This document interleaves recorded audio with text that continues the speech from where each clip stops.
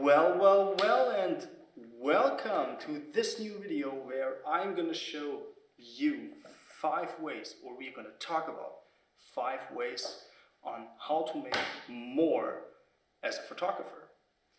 Because we all know how to do a couple of things really well, and what we often forget is how to communicate or branch out into other things that actually can help us, provide us with additional income that can just help us on our way to sustainability and to sustain our creative business. So, first things first, I'm Sven, and I talk a lot about the behind the scenes and everything around photography and photography itself. Because being a photographer for well over 10 years now, I've seen a lot of things that I'm going to share with you over the next couple of months. So, 5 ways. First one, it's something we often forget, is just upsell to our existing clients. We worked so hard to get in front of our clients, to get them, to work with them, to shoot with them, and to make them happy. And chances are, at least in B2B, they're going to need stuff repeatedly. And not always like big shoots and stuff, but content for their day-to-day work, content for their day-to-day business. Maybe they have other clients that you can serve, and just flat out tell them, remind them that you are there, show them your new work, and just tell them, hey, I'm up for grabs. Just tell them, send them an email. You don't have to worry about introduction because it's already been covered. You already worked with them. It's a very easy way, and you will be surprised how many people tell you, well, actually we thought about a project and we were not sure how to do it, but hey, let's do it. You reminded us of that, you reminded us how important it is. Attach your newest shots, like a little portfolio, and maybe lay out it into a one-pager that looks really neat and really clean. And they're going to be happy, and you're going to be surprised on how many jobs actually come in through that. So, tip number 2. Sometimes on productions you have a little bit of time left, and this tip is actually for people who do photography and videography as well. And maybe you're booked for taking photos of an event, and maybe you have covered it all, shot everybody 10 times, everyone's having a good time, and now it would be time for you to ease it out a little bit, have a drink, just calm down. What I recommend you to do is use that time to, for example, shoot a little video clip of that event. Not a long thing, just like a little bit, or in between if you have a little bit of time here and there. Just shoot a couple of sequences every time. In the end, you can make a little event video as well, and you can send them like a little preview. You send them their work, you send them their pictures, the stuff they're actually going to pay you for, and you deliver like a badass job with that. But you can tell them, hey, actually, there was a little bit of time.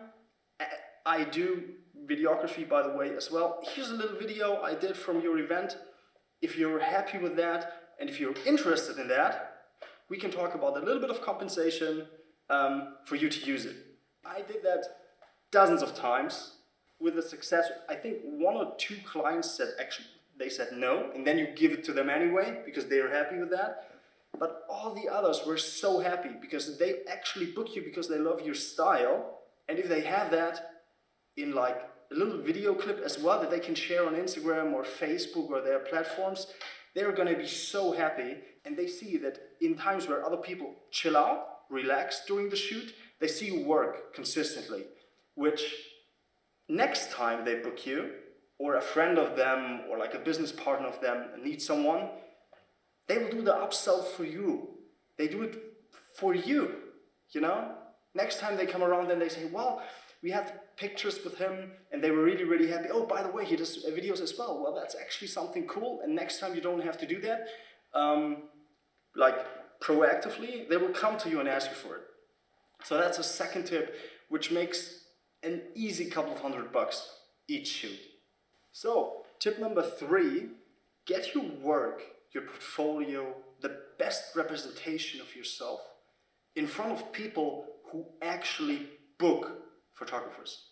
It sounds really trivial and really like on the top of your head, but most of the time you have to do a little digging to find the people who actually sign off on the project and sign off on booking a photographer, that actually make the decision or present a couple of portfolios to the guys with the money.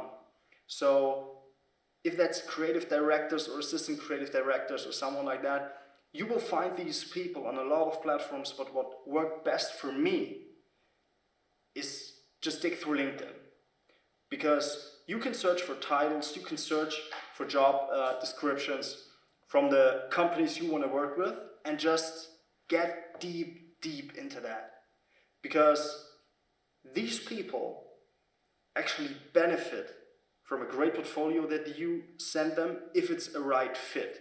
Don't send your cat photography to someone who does food styling or something like that. You know, but the cool thing is you can get really specific through platforms like that, and that's gonna help you and prevent you from sending hundreds and hundreds of emails to info@whateveragency.com that either no one sees or opens, or the wrong people see it and they don't forward it, which is the worst, because they miss out on really good talent, and you miss out because you could spend that time actually working, actually shooting. Just dig really deep into that. The fourth point is actually connected to that, and that's something I didn't do right now, but it's connected to the third one, and I will do it, and you can follow along how I do it over the next couple of months. Use the article page of LinkedIn for showing your work, for showing what you do, because you can either do it in written word, or you can make it really visual. You can really explain deeply how a couple of shoots went down. You can get really specific how you work, explain to these people what you do, what they can expect, what they get, and attach the best shots of each production. And the people you connect over LinkedIn, the people who actually ask you for your portfolio and everything, they have it already there. It's gonna be on your profile, and it's gonna be perfect. Because if they get in touch with you through a platform like that, they already have seen your work. They have seen what you did, and they see your workflow, they see what you do, and they get a sense of what they can expect. And uncertainty is what kills most of these projects. And if they feel safe with a decision to hire you, they're going to be really, really happy and really into that concept of showing your work, and not going to a couple of other places and scrapping all that information together by themselves. It shows that you know what you do and you know how to market yourself to the right people. I'm going to start doing that as well. Down in the description, I'm going to put my LinkedIn profile where you can see how I would do that and how I start out communicating stuff like that. The fifth point is just assist other photographers. A lot of you might not have gone through the traditional path of being a photographer, but for example, for me, it was always, I studied it, but I did a lot of assistant work before I actually shot my own campaigns. And what I never stopped doing is assisting other photographers, people who I admire, people who I worked with for years and years and years. And the coolest thing about productions like that is, first of all, you know all these people. It's a good vibe, it's cool stuff. You don't have to do it if you don't want to. The second thing is, you earn some money. But the third thing is, on these sets are people who actually book photographers, book assistants, book video guys, behind the scenes and stuff like that. And as point number 3, it's the people that hire you in the end. And you have, if you assist a photographer, a little bit of time here and there talking to them and stuff like that. It's just building these personal connections, putting a face to your name, and giving them a taste of what your vibe is, and that it's really good and nice and convenient to work with you in a way. which makes it really easy for you to connect with them, to contact them, and to steer them to places where they can actually see what you do. So guys, here we are. These are these 5 tips, and now just a little rapid fire, 3 more. For one, it's just stock photography. You have heard it from every other photographer in the world, probably, who does videos like that.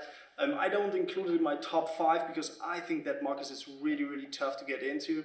And unless you have a big archive, I think it's really hard to make a buck or two. But of course, like if you have an archive, if you have stuff that you don't use, just put it up. There are a couple of pages that distribute it automatically to all the stock sites that are relevant.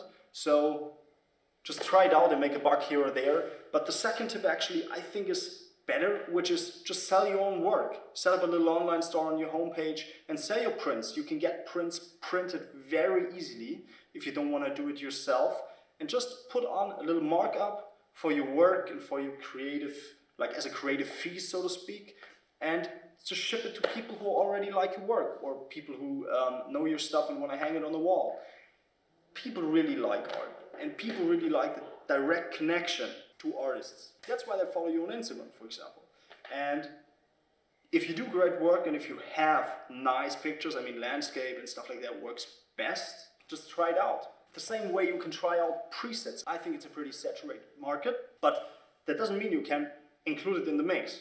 So that's that. I hope you liked it. I hope you have a benefit out of that. Put in the comments if you have other ways to make money as a photographer, or more ways in addition to your standard photography and video work.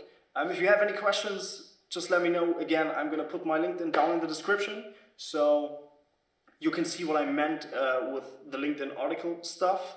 And there's a lot more coming from that kind of photography business side of photography. So if you look at the banner on my YouTube channel, you will actually see the times and the topics of the videos I'm going to put out in the next couple of weeks. And if you have any questions around these topics, just put it down in the comment section, and I'm going to help or hope to answer and include that in the upcoming videos I'm going to do. Again, if you like that kind of content, just make sure you subscribe, hit the like button, and on to the next one. Peace.